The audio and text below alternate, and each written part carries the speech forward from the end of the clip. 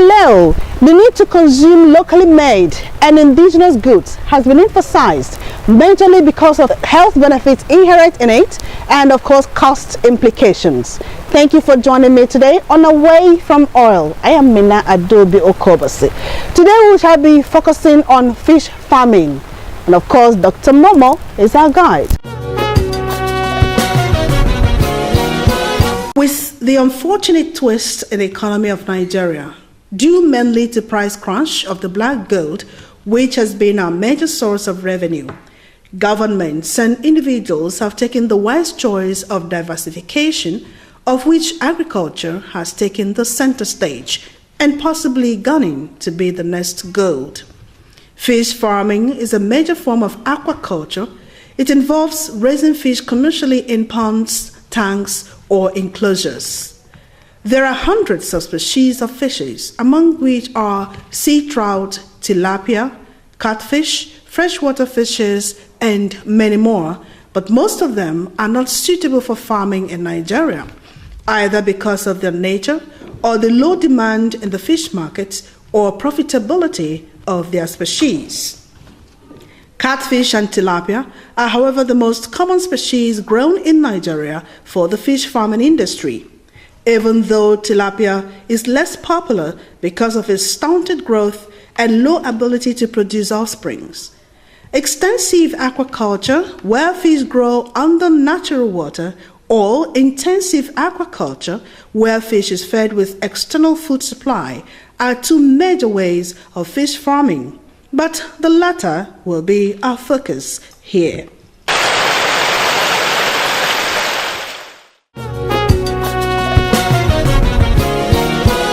Nigeria now, our demand for fish is about 3.1 metric tons, out of which 60 to 70% of the fish that we are consuming in the country presently, we are still importing.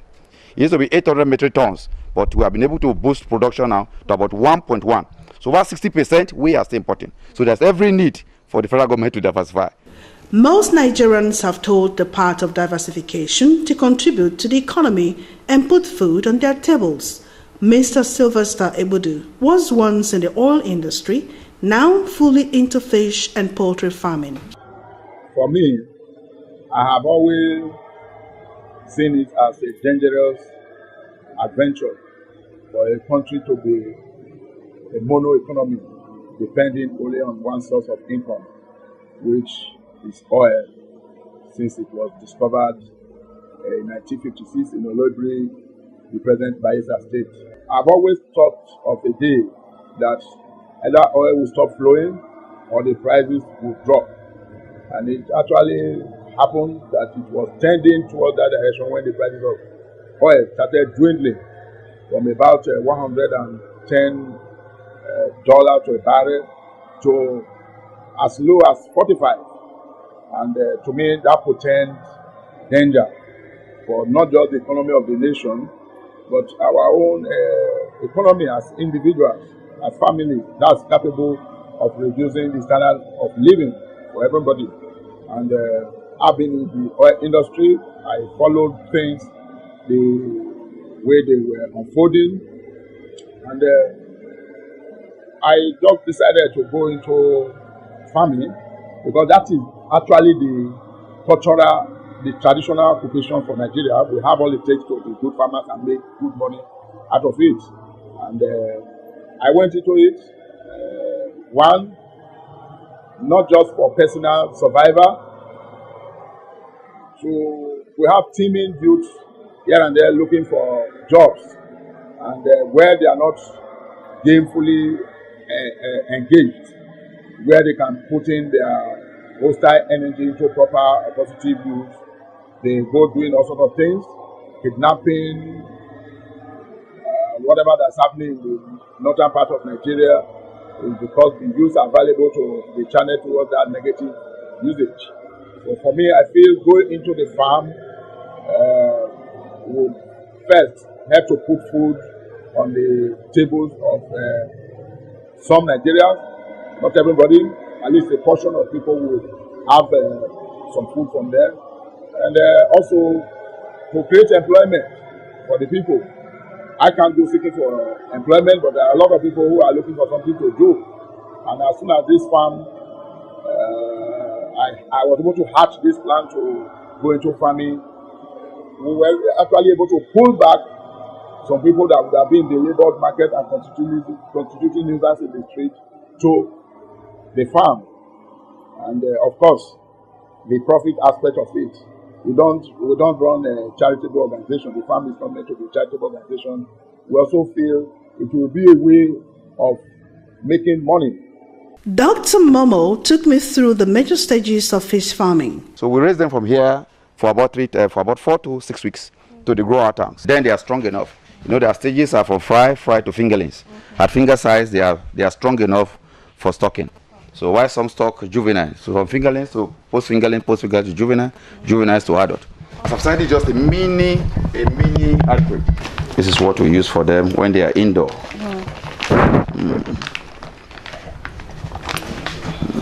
This is very high. You can see it. The crude protein level is very, very high. As small as that, it goes for about 2,000 to 3,000 naira per kilo. Okay. Just like children, you know, take more of protein. From here to here? Yeah, to here, where they are being raised. So the water level will not be as high as this once they come in. Okay. But as they grow gradually, we increase the water volume.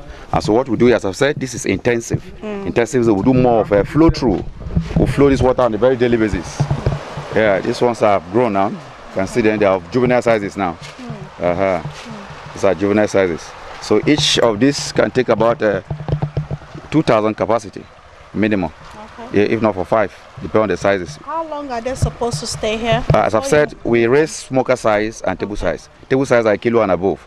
But for smoker size, this farm want to go basically fully into smoker size. Because we're thinking of exports too. Very soon our dryer will be, our smoking king, which is the machine for processing, will be available.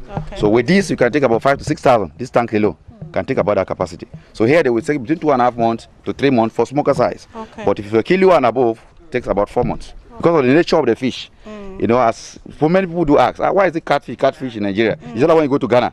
It's opposite. It's more of tilapia in Ghana than here. But though we are still going to tilapia. But here is the catfish because of, you know, the fish. The parents stock carry up to 170,000 eggs. So they are very tasty and they grow very fast.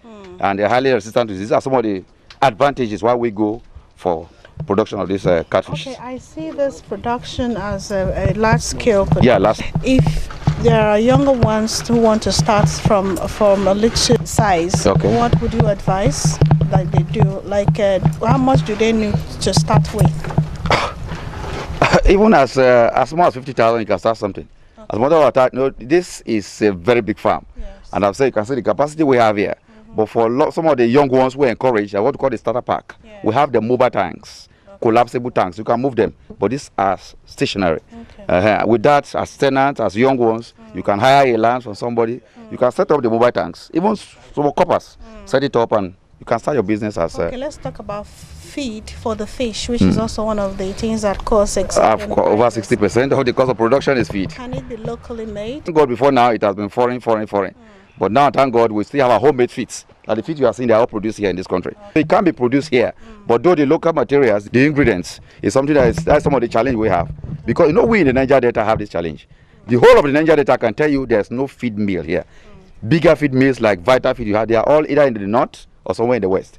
You know, we've not been appreciating we in the Niger Delta because of the oil activities. It's now that we can now see that apart from oil, we can do a lot in farming. We are blessed with that terrain.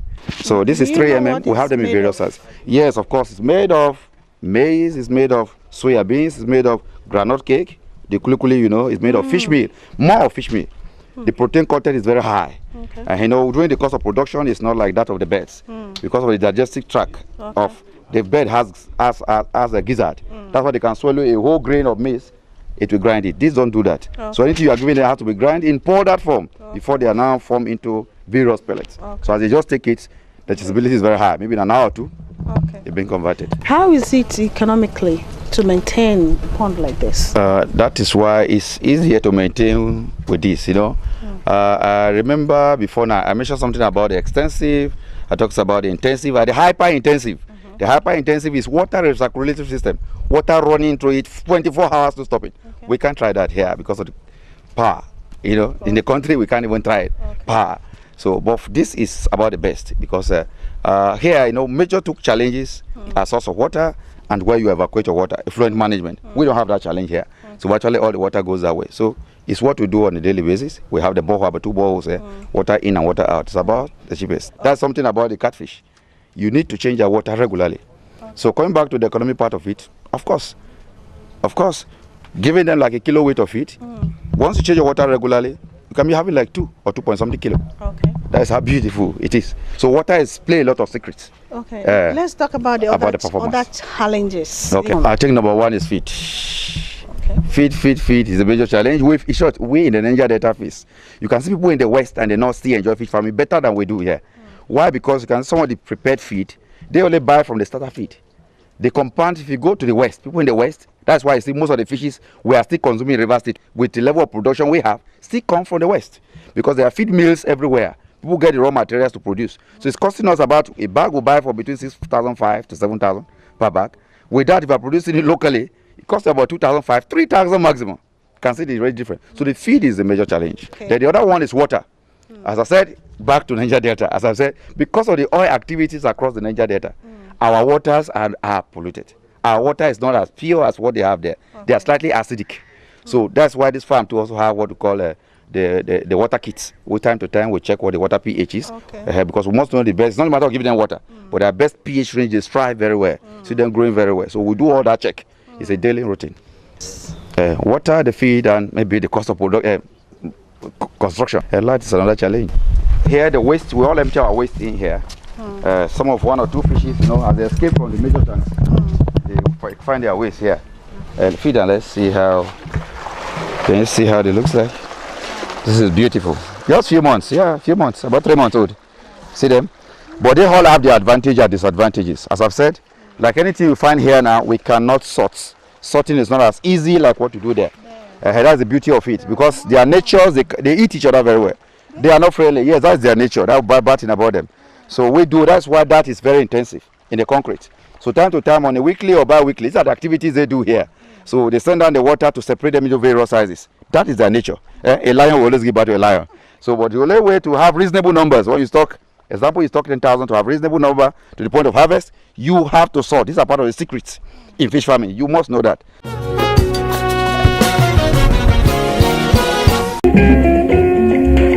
Eslabos Integrated Farms Limited is a branch of Eslabos Group of Companies located at number 224 Enneka Iguruta Airport Road.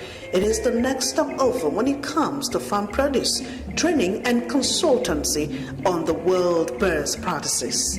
The board recession prides itself of over 5,000 birds per pen and cage, with a total of about 6 pens and a harvest per day of 10,000 crates. The fish recession is second to none, with about 24 concrete ponds, with a capacity of 10,000 fishes for each, and we're in constant sales.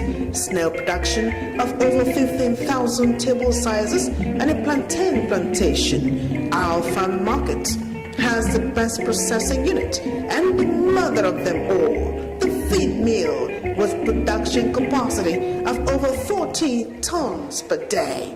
What else can we ask for?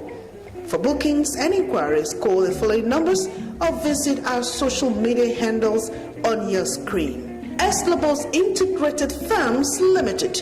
We are proudly Nigeria.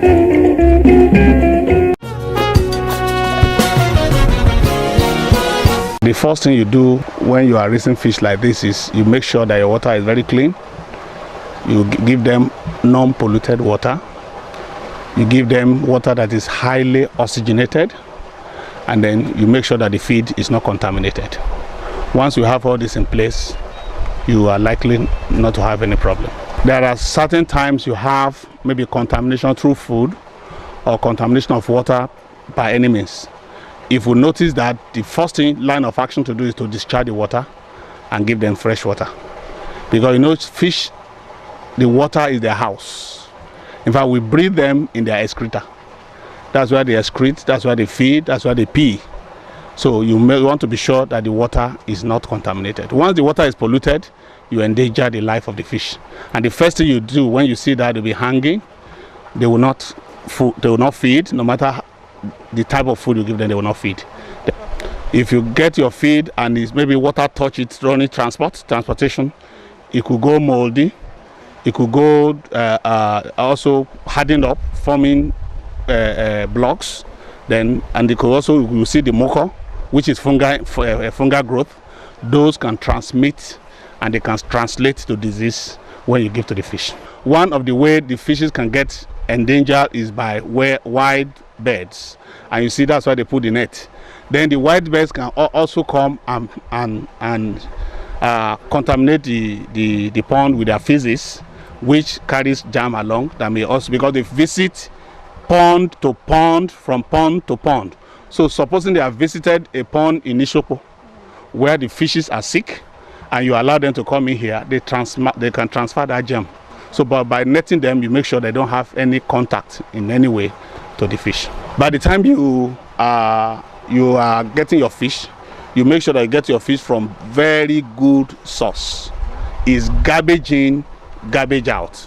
If you get your fish from sickly broodstock, weak broodstock, you are likely to produce weak fingerlings. You are likely to produce sick fingerlings also. If the broodstock is sick and you are in the process of removing the eggs, you could also transfer that germ into the eggs. And as you are incubating the egg, the disease also get incubated along with them. And then within a few days, you start losing them. A sick fish, when a group of fish is sick, the first thing you will note is that they will start hanging.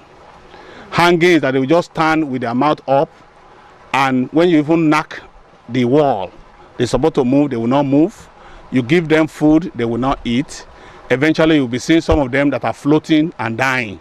Then you know that this fish is sick. In fact, fish respond to there is a way they respond to feeding. When you throw food to them, they rush at it, and there is this frenzy kind of movement. If you don't see that in your fish when you are feeding them, you know that something is wrong. What is the situation with the fishmongers at the market? Let's find out.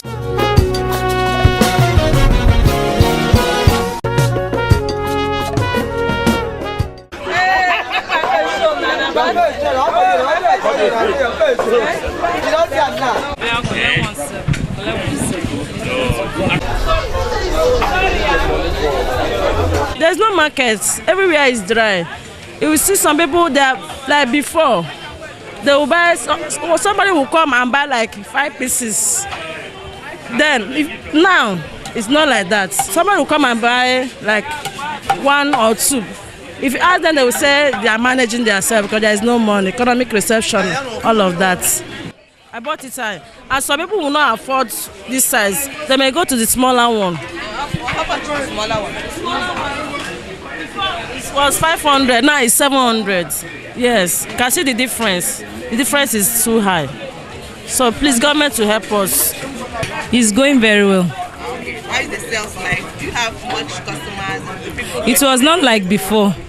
There are some changes in my business now, so I cannot meet up. Before you used to have much customers, but now there's not much customers in line. Things are very hard. So customers are complaining there's no money. There's no money. So they don't need to buy. If they want to buy, if they want to buy like 2, they'll just buy 1. Some even complain, some even take credit because of there's no money. So even most of my customers, the one they owe me, they have not bring my money back to me. So I don't know what is happening. Where do you buy your fish? I buy in so many places like Rumokuta. I buy Rumokuta. Sometimes I go to Elele, many places. I like it because the terrain we are from, we are used to this kind of fish. And sometimes you don't need to depend only on meat. Sometimes you just need to blend, get varieties of different things. Like this one now is very good for pepper soup rice, and a whole lot. So how is the price like? Everything, just like there's a recession have begun. Before, this fish we used to buy for like 800, 1,000. But now, you can see 1,500, you even be begging it for 1,500. But we don't have a choice because we need to eat the fish. We in the Niger Delta here have peculiar challenges. Lands are very, very expensive. The cost of these feeds are very expensive. our water are slightly acidic. We don't have good water the way people in the north or people in the south have. And the major challenge we are facing at the moment, because sometime last year, because of the high cost of feed, we all met under the umbrella body, the CAFA, in the state, and we all agree nobody should sell a kilo of fish less than 800 naira. Believe me, everything was going on well. This year again, we all met again because of the high cost. They say dollar. They increased it. The cost of fish went as high as 7,000 to 8,000 naira per bag. We all agree again in March this year that nobody in the state should sell less than, because when you look at the cost of feed alone is costing about 500 naira to produce a kilo. And we all agree nobody should sell feed less a kilo of fish less than 900 naira per kilo, because I couldn't meet up. But something happened about 2-3 months ago, which I want the state government to address. Now, there are this foreigner, they call him so-called foreigner, somewhere in Transamadi. If you see them moving fish to River State, it's in 33,000 tanker. I can give you all the photographs. 33,000 tanker. It comes into the state 2-3 times to dump these fishes in River State. Where are they produced? They are produced in Ibadan. Where the cost of production, you had him. A 2 plot of land here can get you 20 hectares there in the west. And they have comparative advantage where what they do there is etching pond. Here now the cost of land, you have to drill a borehole, look at the concrete tanks, what it costs. You've been asking me, what does it cost? It's quite expensive. They don't do that there. What they have is the etching pond. And they have the tidal water comes and go in. Cost of production is quite low there.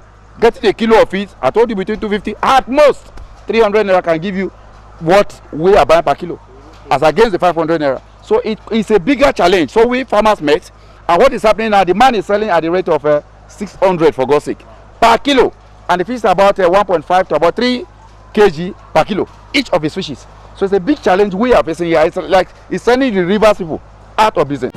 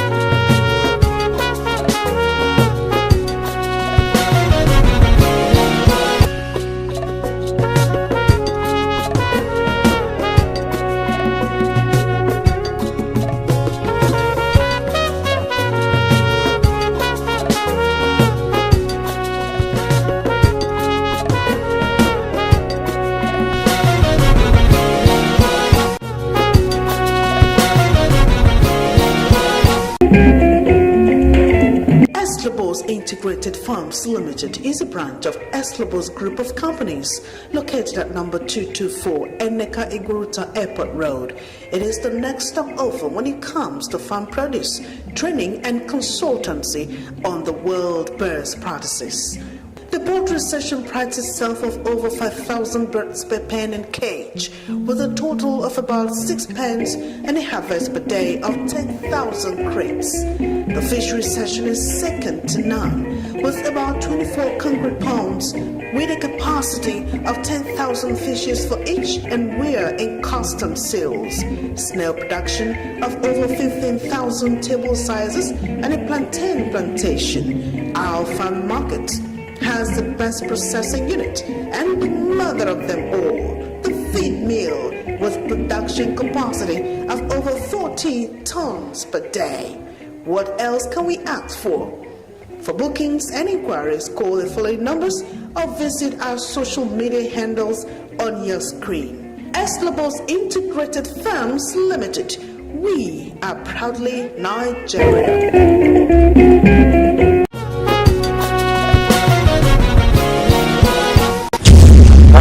decision as a prospective fish farmer is to start big or small. It is definitely a step in the right direction.